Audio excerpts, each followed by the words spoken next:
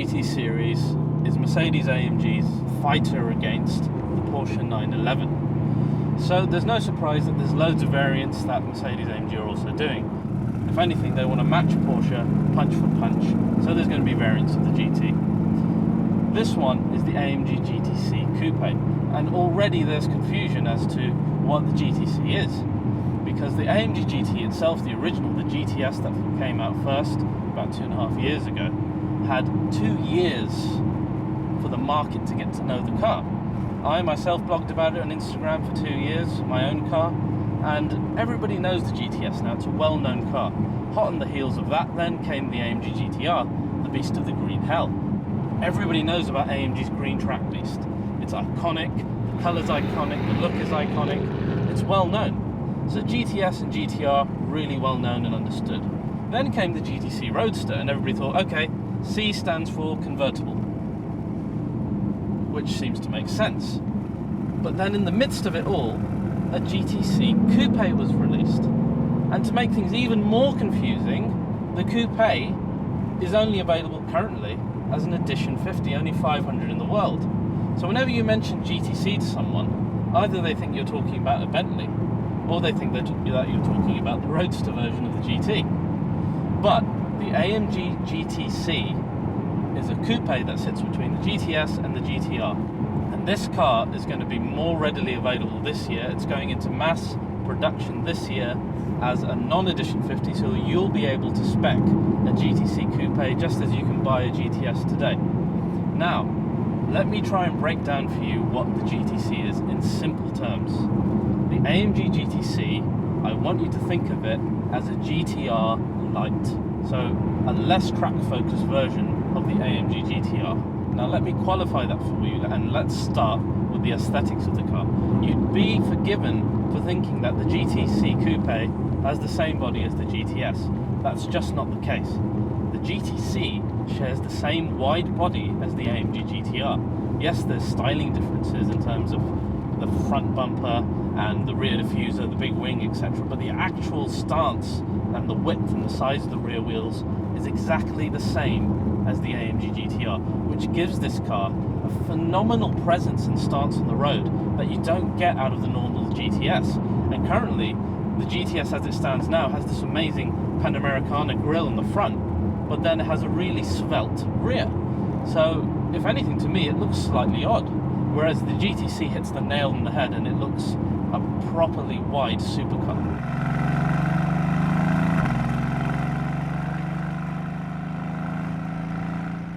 What else makes it an AMG GTR Lite? Well, it shares the rear wheel steering. It's also got the active front aero, and it's only 28 brake horsepower shy of the GTR, which is not a lot considering it bumps from the GTS 515 to 557 in the GTC, and you really, really do feel it.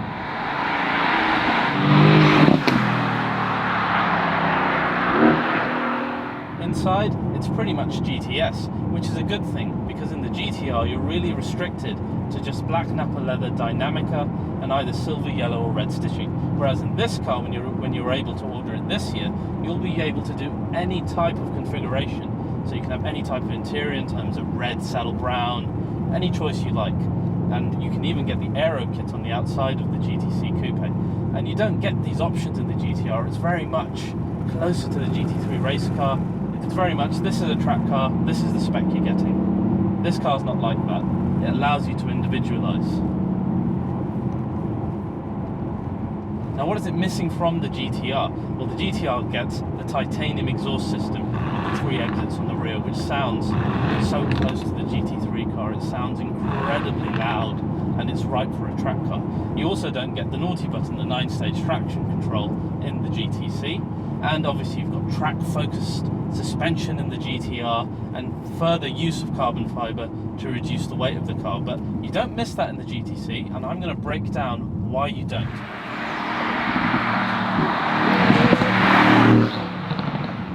So first, on to speed and power, which are the AMG mainstays. So, what better to start off with than a bit of launch control. Right, so easy now in Sport Plus, that's all you need to do. Foot on the brake, accelerate it down.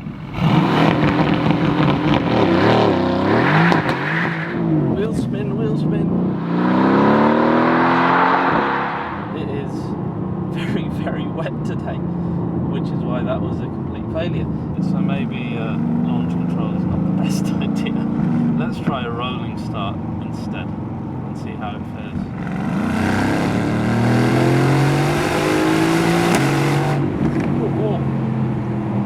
Yeah, that is really similar to the GTR in speed. I don't think you can notice the tiny difference between them, especially not on roads like this. Oh, amazing. Bear in mind now, this is relatively low speed stuff, but this is the beauty of the AMG GT. You get so much fun in that lower speed compared to like other supercars like the 488 and whatnot. Now I'm not saying this is the same ilk, but certainly you get so much more emotion in lower speeds. A lot of supercars have all or nothing. This has got character throughout all the speeds. And one great thing about the rear wheel steer, which I'll get onto later, is that because this feels like a shorter wheelbase cars on turns like these, you can apply more power coming out of the apex than you could previously in the GTS, and this mimics what you can do in the GTR. So it makes the car feel infinitely more agile and gives you more confidence coming out of the corner, which is brilliant. And there's the sound. It just makes you giggle. This is brilliant. It's so atmospheric. It's just orgasmic. I think that's the right word I'm looking for. Now it's louder than the GTS. It's notably, when you get to the higher end of the revs and the bangs, not quite as loud as, oh my god, I almost killed a partridge again. Not quite as loud as the GTR, but that is actually not a bad thing, because those of you who've sat in the AMG GTR will know just how loud it is. All of this comes thanks to the sound engineers. AMG has a specific team of sound engineers who work just on sound on all their cars, because sound is so important to the customers, and why in most of my AMG videos I keep going on about sound, because it is really important to the AMG customer.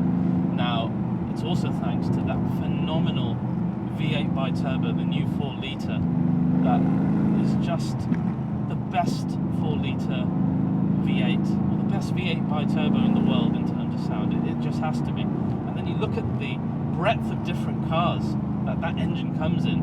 It comes in the great C63S, which rivals something like an M3. It has a completely different character there. It comes in something like the Hammer, the E63, in its own completely unique setup.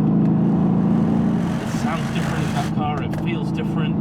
Then you get it in something like the luxurious S63, or even in like the upcoming AMG GT 4-door, with some hybrid tech perhaps in it.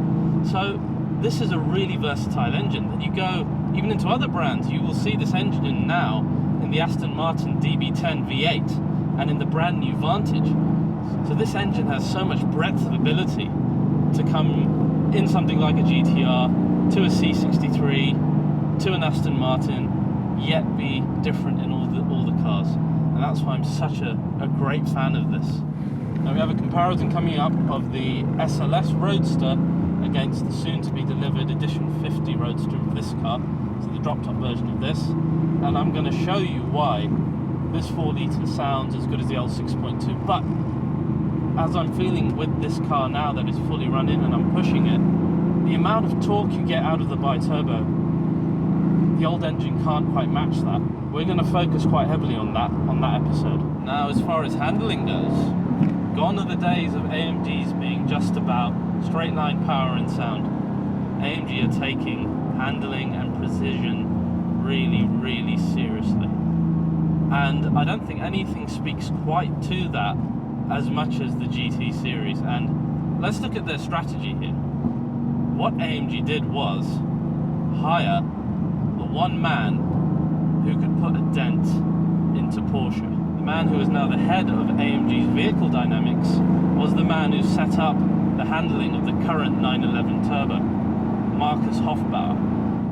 Now that alone should tell you how serious they are. Now with the GTC, the first thing you notice in terms of handling, different to the GTS, is the rear wheel steering, and that's what's come out of the GTR. Now let me try and explain to you what this feels like. When you're doing smaller maneuvers or smaller turns, like little corners, or you're doing a 3-point turn, the car feels like a little go-kart, because the effect it has is giving the car a shorter wheelbase. So the turn-in is that much more keen and eager, which feels really, really good, and it gives you so much confidence while turning. But when you're going at high speeds, it makes the car feel longer, so it feels more stable. Now, one option that is absolutely crucial for any GT, not just the GTC, but it is especially crucial for the GTC compared to the GTS, is an option called the dynamic handling package. Now again, this is something that Marcus Hofbauer brought into the GTs. It's dynamic engine and gearbox mount. So basically, you mount a significant portion of the weight of the car onto the suspension, and thus the weight moves with the car, making it feel that much more agile, and it completely changes the handling character of the car. Makes it seem so much lighter and allows the car to move around the corners with much more ease. So it's an absolute must. If you're looking for a second-hand GTS or you're speccing up a GTC, make sure it has the dynamic handling pack, and you can tell whether it does because the dials will be yellow-orange on the speedometer. And finally, it's just great to have hydraulic steering. It's something that 911 owners, unfortunately, it's all gone to electric setup on that side, but to have hydraulic, you just get so much more feeling of where the wheels are on the road, how much you've turned. It's just a great thing to have kept on in the GT, and I hope it continues for as long as possible. Now the other big difference between this and the GTR, and something that endears me to this car as a daily more, is how well the car rides on especially these kind of British B roads. Whereas the GTR has the track setup, it feels so much more extreme. The GTC just swallows up all the bumps. Now for us, we really felt the difference in the AMG Road Trip 2017, which you guys would have seen both on our channel and the official Mercedes-Benz YouTube channel, when we took this car straight to the AMG HQ in Affalterbach and came back to the UK. So that was a round trip of about 1,500 miles altogether. And yes, European roads are brilliant, but this was so comfortable. So this really lives up to its name. It is a proper Grand Tourer when it wants to be, but it's got a lot of the GTR tech, which is why I come back to this point of the car being such a sweet spot in the GT range. Now, some things that I would like changed for the facelift. First of all, it really annoys me that the key of this car is the standard Mercedes-Benz key. Yes, I know it gets the AMG crest on the rear, but the GT series looks special outside, looks special inside, has a special, just a drive and a quality of its own. To have the normal Mercedes key, it just lets the whole experience down. And I even go to the extreme of saying I think it should have its own style steering wheel, like the R8 does for Audi. It would just make the whole experience a bit more special for the GT buyer. I mean, currently the cars don't even get, to bring out my prop, the E-Class or the brand new S-Class key. But I'd say I don't even want that one. I'd want something totally unique to the GT. It should be possible for Mercedes to do something like that. But in the UK, beggars can't be choosers. We don't even get the choice of the white key or the key with the chrome instead of the matte finish here. So yeah. So that applies across the board to all the GTs. But specifically for the GTC, what irks me is how the front end design and pretty much all of the car apart from the rear bumper and the side sills is just too similar to the GTS. And we had AMG TDSO come to Rock Studio and say, look, it looks too similar, make it a bit more special. So we did a few things to his car, including some unique aero bits from the AMG Performance Studio, just to make it set apart a little bit. Because when you look at the two cars, if you didn't know about the width or you didn't see them in the flesh, they look almost identical, which is not great when you're charging that much more. And this is a so much better car, as I keep saying. It is that much more car than the GTS. It really needs to scream in some way in the design. One option that's sorely missing out of this car, which I would love to come in the facelift, is the 360-degree camera, which you get pretty much across the board on a Mercedes-Benz now, because it would be so useful for... This is such a wide car, as I said, it's as wide as the GTR, and I'm not brave enough to take this into any multi-story car parks. It's just too wide for that.